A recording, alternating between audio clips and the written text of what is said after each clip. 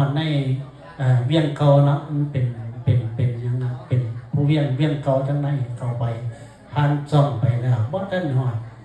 ได้ย่างหลบหนีข้างทางเพราะว่ามันเป็นอย่าง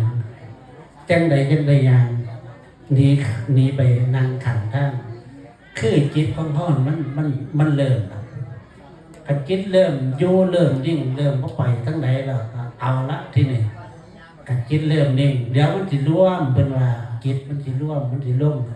กันจิตสิร่วมกันเข้าไปแล้วลักษณะนั้นก็บ่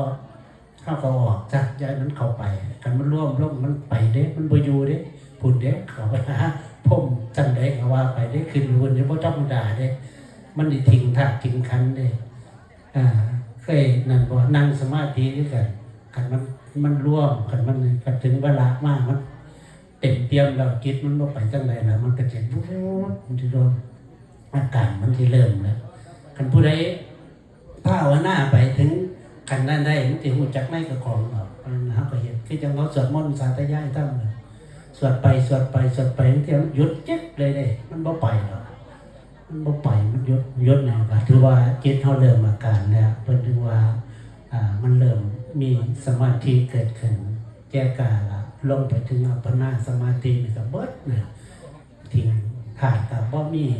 ขาดขันบ่มีพวกลมพวกหยังหายไปหมดหายตนหายตัวมีแต่ผู้รู้นั้นเพิ่นว่าจิตมันร่วมกันพอถึงจุดนั้นครับมันก็เป็นแนวหลักเป็นแนวทางของเฮาแล้วแนวทางหมายถึงว่าผู้ใดสิว่าหยังก็สร้างไปใครสิว่าเอาเรียบได้ก็ได้คือกันกับเฮาเลี้ยงลูกเฮาที่ใครสิว่าขี้เฮาก็ว่าจ้องคำมันเป็นลูกของข่อยอันนี้กัน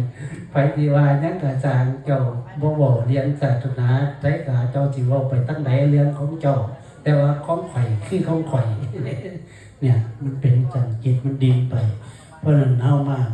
ปฏิบัติมื้อนี้ครับถือว่าหลวงพ่อเอาผู้ใดเอานั้นของหลวงพ่อไปเลยเนาะมื้อที่ได้ทำบุญหาบุรพาจารย์มื้อสวดพอมีอธิษฐานครูบาอาจารย์นี่ได้เจดีย์70กว่ารูปเลยอยู่นี่วงใดที่เพิ่นมรณภาพครูบาอาจารย์จนมากก็สายนี่ละสายหลวงปู่มั่นตั้งแต่หลวงปู่มั่นพุ่นล่ะมาอธิษฐานต้องเป็นหลวงพ่อให้ผู้ใดอ่านหนังสือมี70กว่ารูปผู้ใดมรณภาพอยู่ใดครูบาอาจารย์ก็ย่อมน้องอดโยนวันชัยนี่เรามาขอหนังสือปั๊บเราพอออกหนังสือให้ก็ไปขอมาเป็นรวมงานเป็นครูบาอาจารย์เป็นกระแบงพระธาตุแบงอธิษฐานมาไปในเจดีย์นี่เต็มเลยนี่เฮามาไหว้พระสวดมนต์นี่ถือว่าได้ไหว้ครูบาอาจารย์ผู้เพิ่นประพฤติปฏิบัติมาล้วนแล้วแต่เพิ่นเอาชีวิตแลกมาทั้งนั้นเลยกับอัตถธรรมบัดนี้เฮาได้มานั่งมาไหว้พระสวดมนต์ได้ระลึกถึงบุญคุณถือว่าหาบ่ได้แล้วสิไปหาทั้งใดไปหากราบเพิ่นเบิดประเทศไทยนี่โอ้ยไปบ่ดอดเพิ่นร่วมบ่ไว้นี่เบิดหลวงพ่อร่วมบ่ไว้นี่เบิดอธิษฐานครูบาอาจารย์อยู่นี่เบิดเริ่มแต่หลวงปู่มั่นเปียตั้งเปียหลวงปู่มั่นจิตตังทันตังสุขาวหังแม่นเป็นไปหลวงปู่มั่นหลวงปู่เจ้าไปนะโยมจิ๊บหลวงปู่อะไรหลวงปู่มั่นค่ะหลวงปู่มั่นเนาะอ๋อนี่หลวงปู่มั่นนี่ตั้งหลวงพ่ออยู่นี่จิตตังทันตังสุขาวหังแม่นบ่ฟังทันบ่ค่ะเป็นคำของเพิ่นคำประจำก็เป็นกติประจำเป็นสุภาษิตประจำใจของเพิ่นหลวงปู่มั่นเนี่ยเป็นมรณภาพอาตมาก็เว้าตามตำราล่ะเนาะผู้ใดก็เว้าตามตำราเพราะหลวงปู่เพิ่นก็มรณภาพแต่ปี2492เนาะก็บ่เว้าดูๆว่านี่แต่ก่อนแหม2492คือ29นี่แหมคือบ่เว้าแต่ก่อนเนาะเอามาเว้าทีหลัง2492ฮะ2492ใช่มั้ย492หลวงปู่เพิ่นมรณภาพพฤศจิกาเดือนพฤศจิกา2492หลวงปู่เพิ่นมรณภาพเพิ่นก็เจ็บไว้อย่างว่าหลวงปู่สิงห์นี่เพิ่นเป็นลูกศิษย์ผู้ใหญ่เป็นประธานประชุมเพลิงของหลวงปู่เดือนมกราคม2493เพิ่นประชุมเพลิง หลังจากนั้นประชุมเพิ่งแล้วเพิ่งก็แบ่งแยกอัฐิไปไว้22แห่งเอาขามไปอยู่ทั้งฝั่งโขงทั้งด้านฝั่งลาวขามไปพุ่น2แห่ง2หม่องที่ในทะเบียนเพิ่นนี่ทะเบียนนี่น้องปอก็มีอยู่ไทยมาไว้ไปไว้ทั้งฝั่งลาว2แห่งปปมีกับนี่ลูกศิษย์ลูกหาอยู่ฝั่งเพิ่นก็หลายแต่ก่อนก็เดินไปทางเพิ่นก็ไปหลวงปู่ก็มาไว้วัดศรีจันทร์ขอนแก่นเพิ่นไว้วัดศรีจันทร์หลังจากนั้นเพิ่นก็นำบอกมาไว้หลวงปู่กำดีหลวงปู่หาหลวงปู่เพ่งรุ่นเก่าครูบาอาจารย์รุ่นเก่านำมาไว้ในวิหารพอหลวงพ่อเขามาเป็นเจ้าวาดในปี4041ก็เลยมีเกี่ยวของกับเพิ่นอยู่กับอัฐิหลวงปู่นี่แหละก็เลยได้ไปกราบเรียนครูบาอาจารย์หลวงปู่เพ่งกับหลวงปู่หลวงปู่ทอนหลวงปู่คติไปกราบพวกเพิ่นเคยอยู่นี่มาก่อนประจวบนะไปกราบเรียนเพิ่นเป็นว่าเฮ็ดก็เฮ็ดว่าหลวงปู่เพ่งก็เลยหาญาติโยมออกแบบให้แล้วก็ไปกราบเรียนหลวงตาครับว่าหลวงตาเพิ่นก็มาเด้หลวงตาฮะบอกเพิ่นก็มาอยู่เพราะว่าเป็นอาทิตย์ครูบาอาจารย์เพิ่นอยู่นี่นะเพิ่นก็มากราบมาไหว้ก็ได้เฮ็ดได้สร้างขึ้นมานี่ครับเนี่ยเจ็บมากถือว่าไทเฮานี่ได้ทำบุญร่วมกันหลายแม่หลายพ่อเนี่ยรวมกันมาจนโอ้ยสุดสิได้เนาะเนี่ยหลวงพ่อกับญาติโยมมากราบมาไหว้มาได้เล็กถึงบุญถึงคุณของครูบาอาจารย์ก็ถือว่าสุดยอดแล้วล่ะเฮาบ่ได้นั่งอยู่ในสถานที่แห่งนี้ที่ครูบาอาจารย์เพิ่นประพฤติปฏิบัติอยู่นี่หลวงปู่กำดีเพิ่นก็ตำนายได้ทักไว้เยอะสิมีผู้สิ้นอาสวะของสิ้นกิเลสอยู่8องค์8คนเนี่ยล่ะผู้ใดที่มาปฏิบัติอยู่นี่เพิ่นก็หลายองค์ที่เฮาได้ยินจนมากครูบาอาจารย์เพิ่นผ่านมานี่จะไปกราบหลวงปู่จันท่าเจ้าปีจิตเพิ่นก็โอ้ยสมัยโยกับว่ายางว่าน้ำก็อย่างน้ำค่ำเนาะน้ำค่ำมันจากน้ำค่ำบ่น้ำค่ำน้ำทองค่ำค่ำกับภาษาลาวเขาเรียกทองค่ำเนี่ยค่ำเนี่ยแต่ว่าขันนั้นเท่าเนี่ยลังคนคือน้ำสนิมแดงแดงมันก็แดงน้ำมีแต่ค่ำเขาเรียกค่ำวายางค่ำพ่นค่ำเมฆค่ำยาแดงค่ำยังรอไว้ธรรมชาติในน้ำมันไหลออกมาถึงยังคำยาแดงแต่ก่อนเป็นมาพระพุทธเจ้าเป็นบันคำยาแดงหัวยาแดงเสมาตายเยอะทีธรรมชาติน้ำไหลถึงยาแดงขึ้นคนแปลกคนละก็หมายนั่นเลยครับพวกน้ำมันเป็นน้ำพันหินจีแดงน้ำค่ำจีแดงหลวงปู่จันท่าเพิ่นไม่ภาวนาอยู่นี่สมัยหลวงปู่จันท่าเพิ่นก็ไปกราบเพิ่นเนาะแต่ก่อนมาอยากใส่เป็นธรรมเนาะแต่กันโอ้ยสมัยก่อนเราไปโยนน้ำมันแดงต่อน้ำต่อแต่ก่อนมันน้ำแต่ต่อพลาสติกบ่มีต่อพลาสลอนบ่มีแต่ต่อเหล็กกับน้ำสนิมเข้ากันบ่แดงขึ้นกับตันแล้วก็แย่ลำบากครูบาอาจารย์สมัยแต่ก่อนเพิ่นบอกสู่ฟังมาภาวนาอยู่นี่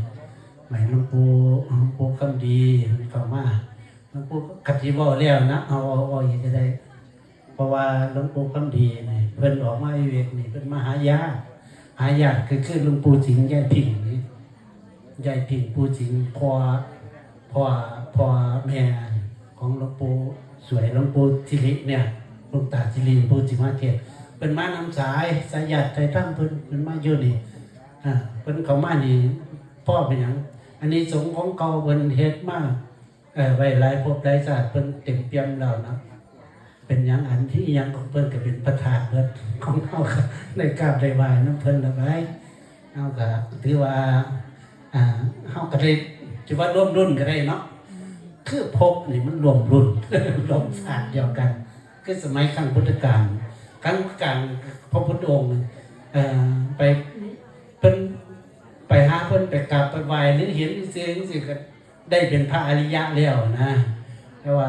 เฮานี่ก็ถือว่าโชคดีที่ได้มาร่วมกันเดี๋ยวหลวงตาเพิ่นมาเพิ่นก็นี่เฮาได้ร่วมทุกข์ได้เห็นเพิ่นได้กราบได้ไหว้ก็ถือว่าสุดยอด ทุกคนอยู่นี่สุดยอดเลยนะที่บอกให้เพราะธรรมดาเลยที่มาเนี่ยบนธรรมดาแต่ละคนนี่ที่ว่าได้เกิดร่วมภพร่วมชาติแล้วก็ได้มาทำบุญร่วมเพิ่นเนี่ยที่ว่าได้มาฟังเทศน์ฟังธรรมเนี่ยสุดแล้วว่ามีหม่องใดแล้วไทยเฮานะในมากราบมาไหว้จังหวัดเจดีย์กราบอธิหลวงปู่มันอันนี้เป็นหลักอันครูบาอาจารย์รุ่นหลังๆเพิ่นมานี่ก็สายหลวงปู่มันทั้งนั้นเต็มอยู่นี่ปฏิเพิ่นจังแม่ทิพย์ทิพย์จะสร้างเจดีย์ดิเจดีย์ยังก็จิตนะ พระเจดีย์แก้วทิพย์ที่ตับเป็นโย โอ้ยังมีทิพย์อยู่เข้ามาทิพย์อยู่หมายความว่าไงเนาะทิพย์นี่ทิพย์ยิ้มทิพย์กินทิพย์สารพัดทิพย์ถึงหมายถึงระลึกเอาสำเร็จเลยเห็นบอกก็มาทิพย์นี่ก็ดีเขามีเพิ่นธรรมดานี่สมัยเก่านี่พระพุทธองค์เพิ่นคนก็แบ่งเนาะหลังจากเพิ่นนิพพานแล้วเพิ่นก็แบ่งอาทิตย์ไป7เมืองอยู่อินเดียให้พระเจ้าอยู่7เมืองเพิ่นก็ไปปฏิปทานไปบางอันบางนี้พระเจ้าโศกไปเอาไว้เพิ่นก็มีจดจารึกไว้นั่นแหละของนั้นเมืองต่างๆทั้งหลายเพิ่นก็เฮ็ดไว้เฮ็ดเจดีย์เฮ็ดสถูปเป็นนังไว้กับเป็นมาแต่พุ่นละ 2,000 กว่าปีที่มาฮอดเฮานี่ก็เจดีย์มาแต่พุ่นแล้วเจ็บไปมาแต่พุ่นแล้วเฮาก็ได้เสพระลึกถึงบุญถึงคุณพุทธานุสตินี่การภาวนาและลึกถึงคุณพระพุทธองค์มันก็ถือว่าได้สร้างเจดีย์อันกันประเทศศรีลังกาเนี่ยก็จะได้ลึกถึงคุณด้วยการปลูกต้นโพธิ์โพธิ์ไม้โพธิ์กับโพธิ์ตัสรูโพธิญาณโพธิ์ตัสรูนะก็ข่าวไปเหมือนกันแต่ว่าที่หลายอีหลีนี่ครับพม่านี่เจดีย์นี่หลายน้ำพุน้ำผาอย่างไรนี่ปั๊บผู้ใดพ่อมีกำลังวังซ่ามีเพิ่นมีกำลังส่วนมากเป็นเจ้าเมืองหรือเป็นหยังเดียวเพิ่นมีกำลังมีทรัพย์มีหยังมีบริวารมันก็ไปสร้างเจดีย์เป็นของส่วนตระกูลของเพิ่นถึงเต็มไปหมดเจดีย์บัดนี้ก็ทั้งเฮากับจางพระพุทธรูปสมัยสุโขทัยสมัยพระพุทธรูปหลายกรุงศรีอยุธยาเอารูปพระพุทธองค์สร้างมันก็แต่ละเมืองบ่คือกันไปทั้งเขมรเนี่ยพี่น้องเขมรเฮาพอที่กันบ่ถือพอหยังพอความโลภมันบ่ถือกันพอความโลภนั่นแหละคนอยากได้ของกันอยากได้นั่นอยากนั่นนี่เบียดเบียนกันบ่ถือกันพวกกิเลสเพิ่นกิเลสก็ของบ่ถือกันย้อนอันเพิ่นก็สร้างวิหารสร้างปราสาทต่างๆทั้งหลายอันนี้เรื่องของแต่ละเมืองบ่คือกันสร้างบ่คือกันหลวงพ่อก็มาสร้างอันพระใหญ่เห็นบ่สมัยเนี่ยพระบาบิยันเนี่ยเป็นเมืองบาบิยันเนี่ยอยู่อัฟกานิสถานก็เป็นเมืองของพระพุทธศาสนาที่เจริญเรื่องโยช่วงหนึ่งทำสังฆายนาทำสังฆายนาครั้งที่4ก็อยู่กันสมัยแต่ก่อนเพิ่นสร้างพระอันสร้างไว้ตามผู้ตามผาตามหนังแกะสลักไว้ตามผู้ตามผาเทพาสังกัมจังก็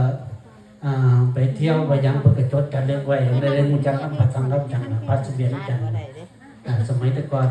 เขาก็นำมาสั่งเป็นหนังเด็กหนังเขียนนั้นยังเป็นเด็กหน่อยเขาบอกเข้าใจหรอกซึ่งมือมากเขามาบวชมาศึกษาจังหูจักโอ้เป็นจังซี่เด้ตำรับตำราเพิ่นมาแสนเป็นปีที่ไปที่มาเขาตรงจากซึ่งมือนี่ก็หลวงพ่อว่ามันยกไก่ข้าเจ้าก็เปลี่ยนศาสนาอย่างอื่นแล้วก็ได้เขาบ่อยากเอาไว้เขาก็เอานำมาเฮ็ดเอาก็ได้นี่เห็นบ่เขาเห็นดอกเจดีย์เห็นพระก็เฮ็ดเห็นนี่หมายถึงว่าคงทนถาวรยาวนานนะเนี่ยอยู่ยาวนานแน่คือ หลวงปู่ทอนเนี่ยหลวงปู่ทอนเป็นพระอุปถาหลวงปู่ก็ดีอยู่กุฏิหลังเท่งเนี่ยหลวงปู่จุ่มพันธุโลโมเดียวกับหลวงปู่มันนะเป็นมาเหยียบยาม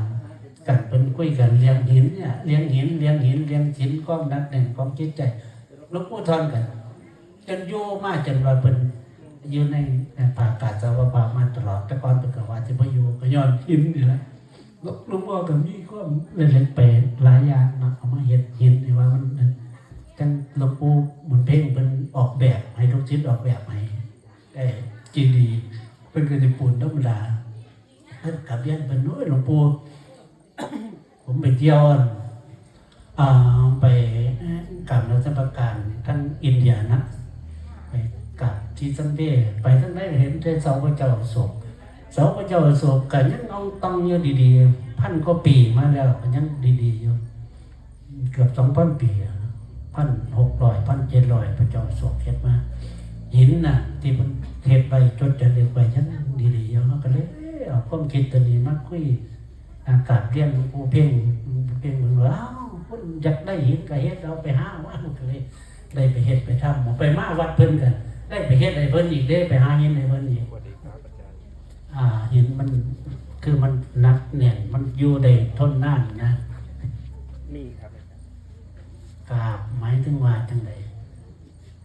มันกราบหมายความว่าจังไดก็